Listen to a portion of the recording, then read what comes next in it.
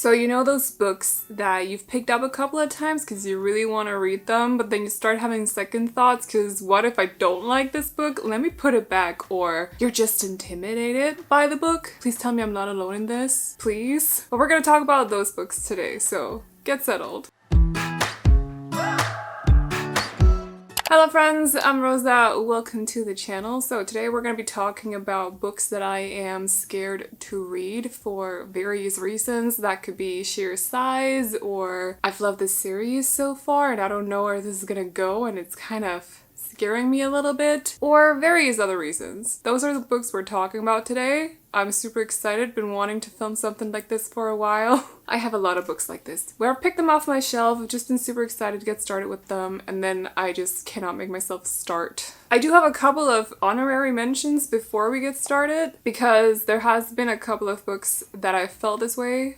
Like, I felt like this about them, but I've actually started them anyway. The Way of Kings by Brandon Sanderson is one, and while I'm reading it slowly, because that's just the way I like to go about it with this particular book, I have started it, and I'm about like 35% into it or something. It's a good time, so definitely do not regret picking that one up finally. Other than that one, I want to mention The Ember Quartet by Sabaa Tahir, so that is An Ember in the Ashes. Now, I've read the first two and actually really loved them. Or okay, the sequel, for some reason, I've mentioned this a couple of times, but for some reason I finished it at 95% and then just never read the last bit of it. I don't know why, but that happened. I've come to terms with it. When I get started with the series again, I'm gonna reread the first two anyway, so it's all good. But I loved them so much when I read them the first time around that I'm really nervous that I'm not gonna like them this time, and I'm really nervous to see where the third and the fourth one is gonna go, because I just remember feeling like I just really loved the first two, like they were so good. So we'll see about those. Another one that I was a little bit nervous to start was Book of Night, however, have finished it. Also,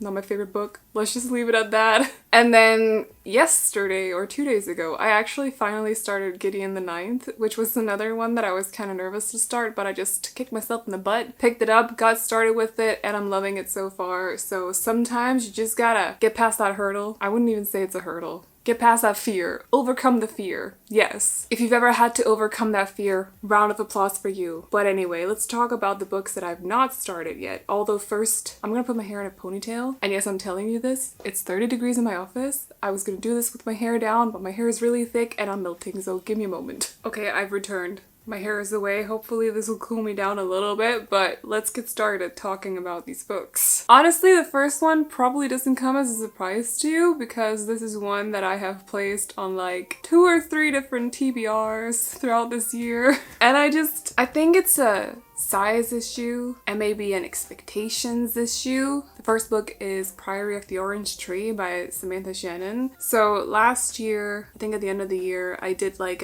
12 books you told me to read throughout 2022. This is one of those books, and I think I meant to read it in May. We're now entering September, still have not started, and I don't know when it's gonna happen, but I'm so excited to read this that it bothers me so much that I haven't started it yet. But at the same time, whenever I'm going to pick up my next read, this is not the one that I go for, because I'm just like, oh, I'm gonna be stuck on this book for like days. It's gonna take days or something. It's probably gonna take more than days for me. But I'll get to it eventually though. I am super excited. Also, don't really know much about this book. There's no synopsis in this version or in this edition for some reason. There's just nothing. But from what I remember from reading the synopsis, it sounds very good, but also I love what it says on the back. A world divided, a queendom without an heir, an ancient enemy awakens. Yes, there we go. And it has something to do with dragons as well. Although I think, as far as I've heard, the dragon is not present for much of the book though. But could be wrong about that. What do I know? Someone also pitched it as a feminist Lord of the Rings, and I'm so excited to like see what they mean with that. But again, very intimidated, and I feel like that is understandable to a degree at least. So anyway, that's the first one of the books that we're talking about today. Next up, we have a trilogy. I feel like you might be able to see like a pattern with some of the books because they are thicker. There's a lot of pages per book, but also a lot of it is like high fantasy because I know that that takes a little bit more effort than not high fantasy. So this one is actually a trilogy that I bought last year. I have all 3 books because I'm very confident that I'm actually going to love this trilogy. It is Daevabad by S.A. Chakraborty, and that means it's City of Brass, Kingdom of Copper, and Empire of Gold. I think those are the titles. This is like magical. It's also set in a place that I'm not very familiar with, which excites me a lot. I have this like idea that there's a lot of sand involved. We're following a woman who's also a thief. And I have a feeling that this is like beautiful, that it's gonna be beautiful. The world building is going to be beautiful. It's gonna just pull me in. But I don't know if you've seen it, like this is not the worst one of them. The other 2 are definitely like a step up from this. Think more like this size. I'm a little bit nervous, but very excited to eventually get acquainted with this magical world. I don't know, I'm very much a seasonal reader. I like to create my TBRs so they fit with the seasons, and I feel like these books, this one for some reason gives me spring vibes or like early summer. So I'm gonna try to read it before the year is over because I promised. But I don't know what it is. Something about it just gives me like May, June vibes. And this is definitely like summer vibes for me. If you've read the books though and you don't agree and you know what I mean with the seasons, let me know because then I could fit in the books at some other time. However, I have not read them yet. I've owned them since like June last year. So I think with the Daevabad trilogy, there's definitely a bit of an expectations kind of issue as well from my side. There's also, as far as I'm aware, there's a 4th one coming out, or at least like, or not a 4th one, I think they're short stories. Forgot exactly what the book is called, but I'll put up a cover of it right here. And I believe it's coming out at the start of next year, but don't quote me on that. You can find it over on Goodreads if you want to know, or whatever page you purchase books off. But yeah.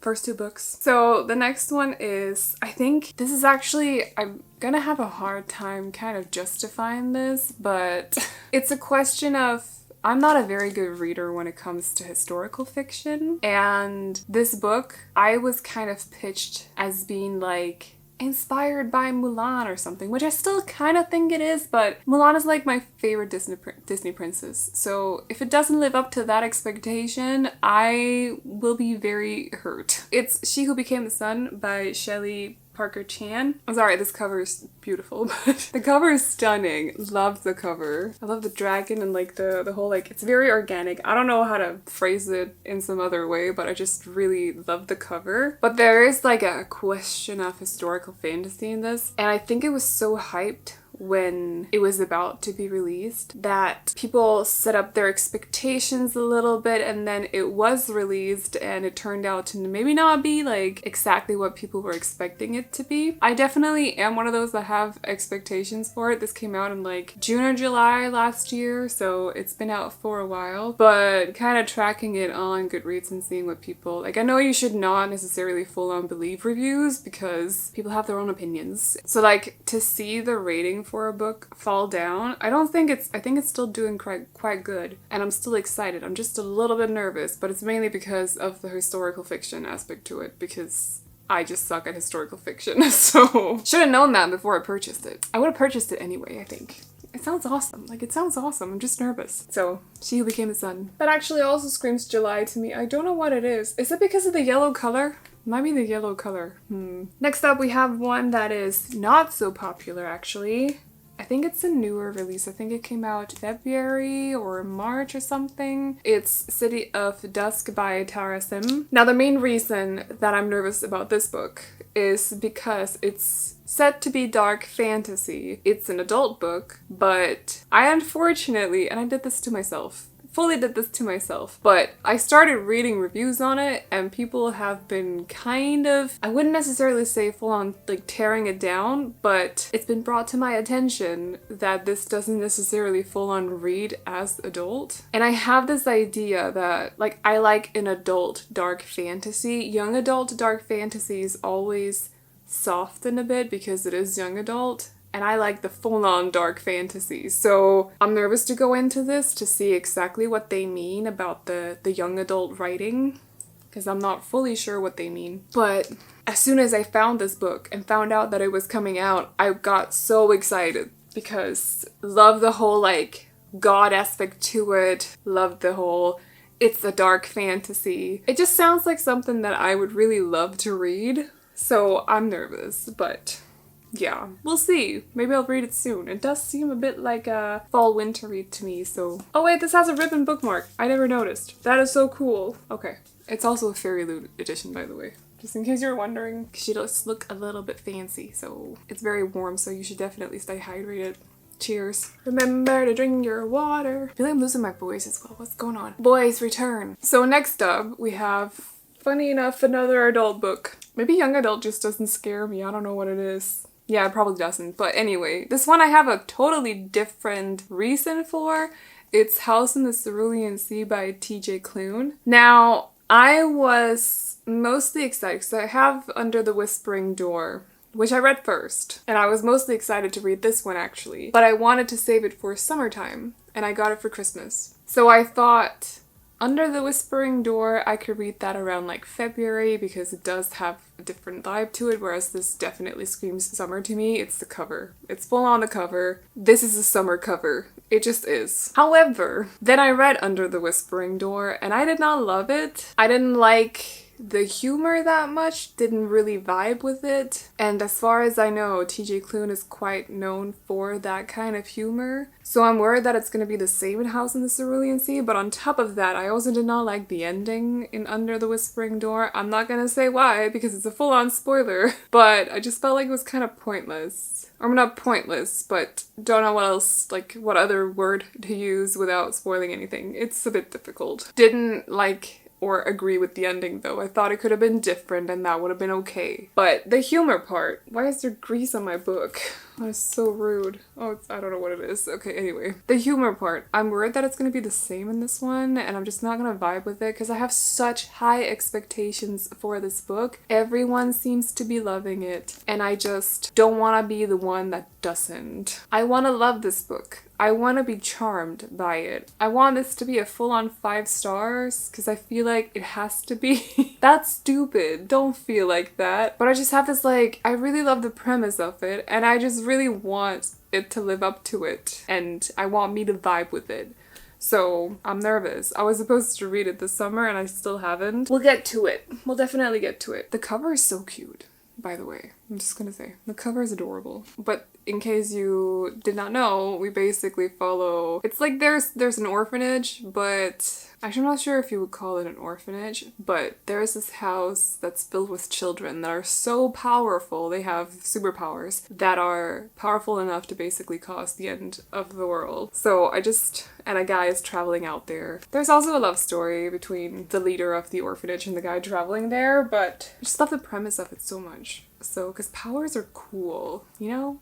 Powers are cool. So I want to love it. I'm just nervous if I will.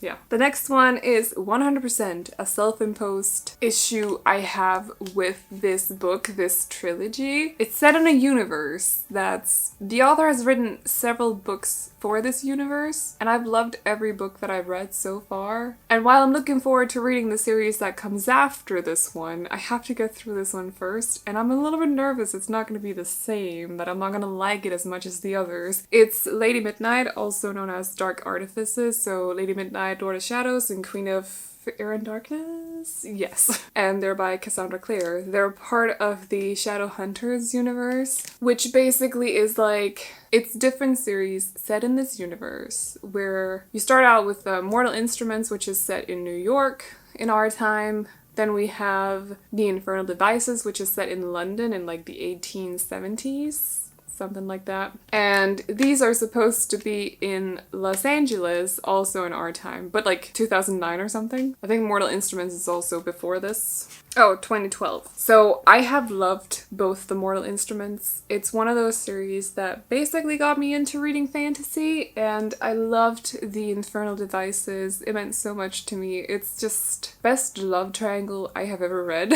Lots of action as well though, don't get me wrong. It's just the love triangle takes up a lot of space in that trilogy. And I love them. And now I am at this. Before I can move on to The Last Hours, which is Chain of Gold, I have to read these ones, and I'm nervous that I'm not gonna vibe with them because so far I've loved everything in Shadowhunters. I'm sure I will. I'm also scared that I'm gonna get my heart broken because something always happens in these books and you end up getting your heart broken. I don't want to get my heart broken. I don't know about you, but I like to have a whole heart. So that's a thing as well. But definitely self-imposed. I'm just nervous. Like, I literally bought this trilogy as paperback. I just got the hardcovers over the past 2 months. But I bought the first one paperback in 2016 and I've still not read it. So there is an issue here, okay? There's an issue. I'm very protective of my Shadowhunters, so I just don't want... I want to continue vibing with them. I don't want anything to come in between and ruin that for me. So that's the thing. Definitely self-imposed though. Most definitely. It's my own fault. Yeah. Then we have another trilogy that I've seen everyone else loving and they're praising it, and it's actually mainly because of that I'm nervous to get started with it. It's The Poppy War by R.F. Kuang. I'm super excited for people. I like the premise of it. Super excited to get into it. Also super excited for this one. However, have not read the trilogy yet. I do own the whole trilogy. I think I bought them last year around like June or July or something. And then I just never picked them up because I got more and more scared that I either wasn't going to get it or just wasn't going to like it. And that would mean there's something wrong with my opinion because everyone else loves them. You know, it's that situation. There's also a little bit of an historical fiction issue with this. I don't think it's gonna be the same. Like, when I say historical fiction, I mean straight up historical fiction. That's just not something that speaks to me. So the fact that there is fantasy involved in this definitely helps. Historical fantasy doesn't bother me in the same way historical fiction does. That's such a negative word, but I don't know what other word to use. I wouldn't say it straight up bothers me, but my vocabulary is ironically not the biggest, so we're gonna go with it. But I do have a feeling though that this is not... I just gotta get started and I'll like it. I think Rin is a character that I'm really gonna love. I have an idea of who she is already, kind of, from what I've heard, what I've read, and I don't think it's gonna be as bad as I'm just nervous to get started. I'm just nervous. It's just pure nerves, okay? It's pure nerves. Yeah, but that's The Poppy War. Also, love the anti-hero aspect. That is very intriguing to me, so I hope that it probably is very well executed, and looking forward to experiencing that as well. We got 5 more books to talk about. This one I can sum up pretty quickly. The next one, because it's The 7 Husbands of Evelyn Hugo. There's a question of, this is such an amazing book, says everyone, that I'm gonna be disappointed with myself if I don't get it. But the biggest part of this is the heartbreak that I'm assuming is going to happen. It was the same reason that I was nervous to start Song of Achilles, because I knew that I was gonna get heartbroken. And I know that I'm gonna get heartbroken with this one. So I'm saving it for a time when my heart is already broken, so that it won't break it, because it'll already be broken. But I don't know if that's healthy, but we're gonna go with it anyway. Yeah. But as of right now, I'm just nervous that I'm gonna pick this up, I'm gonna love it, I'm gonna get sucked into it, and then I'm gonna start crying. Because I don't know about you guys, but I don't like to cry. It's just not, I don't like it. So I might save it for a 24-hour readathon actually. If I have any other books that I think will make me cry, maybe They Both Die at the End, for obvious reasons. Like, I think they both die at the end. Maybe I'll read that one too during this 24-hour readathon. We'll call it the 24-hour readathon of tears. That sounds good. Yeah, what do you think? Should we do that? Let me know. Speaking of the Song of Achilles, I am nervous to get started with Circe. Very excited. Also because, as far as I know, strong female character, and that is something that I just love as a woman. Love to see it. But I loved the Song of Achilles, like, loved every bit of it. And I'm nervous that this is not going to be not the same, because I don't want it to be the same, but that is not going to be as good. I know some people have said that they prefer the Song of Achilles over Circe, but I also know that some other people that I've heard from, including gotten comments from, from you have said that you actually prefer Circe over the Song of Achilles, so it kind of does give me hope. I'm just nervous because I really, really love the Song of Achilles. I don't want this one to be a disappointment. I want the feels. So I got this for Christmas last year with the goal to start it around like spring or something, and then I just never did. But it's definitely a spring-like book to me. So we'll see if I manage to read it next spring. I don't know. If you read it and it's not a spring book and you feel like you could read it during fall or something, let me know. But to me, it's the flowers, I think. Also, cause like, I mean, that's spring, right? That screams spring. But nervous for it still, so we'll get to it though. We'll get to it. Next up is actually a series. I can wrap up very quickly why I haven't read these and why I'm nervous to start them. It's Cinder by Marissa Meyer. So I have read 2 books by Marissa Meyer so far. One being Heartless, that I loved, and the other one being Gilded, which I did not love. This is part of the Lunar Chronicles, so when I talk about Cinder, I just mean the entire Lunar Chronicles series. Don't actually know if you can't see the books because they're right here. But they're a little bit on the thicker side, and the last book that I read was Gilded, which I didn't love, so I'm a bit hesitant to go into the series now, even though I've been wanting to read it since last year. I think I bought these books around May. I just bought the whole set in one, including the 2 bonus books. It's like I have them all. Love these covers, which is why I bought them, or which is why I bought the set. But they're so thick. I think Winter, the 4th one, is like 800 pages or something. That's a lot. In my book, that's a lot. Although I will say there's not a whole lot on every page, so maybe it's not that bad. But I'm just nervous to get started with it. I felt the same before I read Throne of Glass in the entirety, but once I got started with Throne of Glass, I couldn't stop until I finished the whole series. So it's probably just gotta get started with the first one. Gotta just take the, jump into it, take the plunge. Is that how you say that? Take the plunge? Listen, English is not my first language, okay? I make mistakes. You know what I mean anyway. But yeah, just a little bit nervous. However, have been told so many times by you that it's a very, very lovely series. And it does help, but I'm just a little bit nervous still. So I'm sure that I'm gonna love the girls in these books. I'm sure that I'm gonna love the universe. Question though, are they each written from a different point of view? Is that a thing? I'd actually like to know. So if you've read it, let me know, because I think maybe that would help a little bit with the whole jumping into it. Are they? I don't know. They're just such stunning covers though. This is beautiful. The art on them is just beautiful. I love it. This is oddly satisfying. At least it won't be difficult to read them in this version, because that's amazing. All paperbacks should be made like this, is all I'm saying. Okay, so we got 2 more books. One I can wrap up pretty quickly why I'm nervous to read. That's Red Rising. This, as far as I know, is adult sci-fi, which I'm not super familiar with. I actually genuinely thought Darrow was a girl, and now I think it's a boy, and I'm confused. I'm very confused, because it says Ender, Katniss, and now Darrow. Who's Ender, first of all? I have no idea. But I know who Katniss is, because I have read The Hunger Games and loved it. Actually, really want to do a reread, and I've been saying that for the past 4 months. Getting sidetracked now. Okay, back on it. But if you're gonna compare your character to Katniss, it has to be a girl.